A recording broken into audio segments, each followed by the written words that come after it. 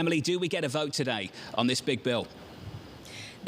That is the plan, and it seems poised to happen. The reason it didn't happen last night is that there's a little clause in the House that basically allows a couple key leaders to talk as long as they would like. And the Republican leader, Kevin McCarthy, used that to talk for more than 8 hours. That bumped the vote back till today. But at this point, he's done speaking, which means that Democrats have nothing left in their way. We were talking to a number of Democratic moderates last night, the fiscal conservatives, the ones who wanted that CBO score from the Congressional Budget Office.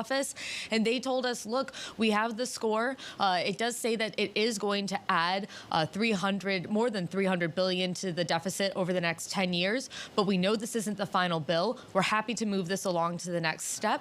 And so it does seem like that bill is poised to pass today in the House, after which point it will go to the Senate. All right. So what's its chances of passing in the Senate, Emily?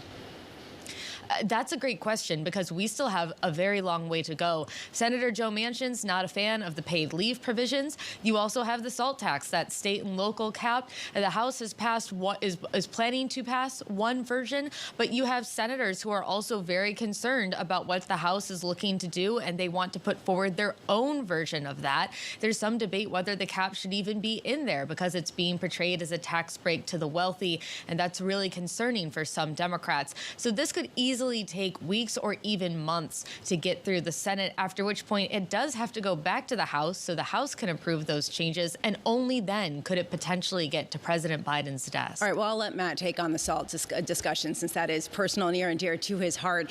I do want to just get a sense, though, in a broader-based lecture, the broader-based picture here, rather, that we keep talking about inflation and how this is the backdrop. Can you dovetail the passage of more fiscal spending when we are really talking about an incredible inflationary surge that has a very political overtone?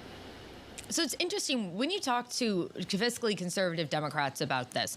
One thing that they quickly say is, well, look, the bill is paid for everything, but we are spending. We are going to be raising that same amount of money. And that's something that they've really latched on to. The White House has been able to find a number of economists to provide cover for that, saying, look, we have these experts who are saying that this won't be raising inflation. You saw ratings agencies come out saying that the bill wouldn't be raising inflation. And so for Democrats, they're also looking at the broader picture as well. If this inflation really is transitory, if it really does go down by the time we get to next summer or next fall, Democrats want to have things they can run on. They want to have things they can go to their constituents and say, look at what we were able to deliver when you let Democrats have the House, the Senate, and the White House.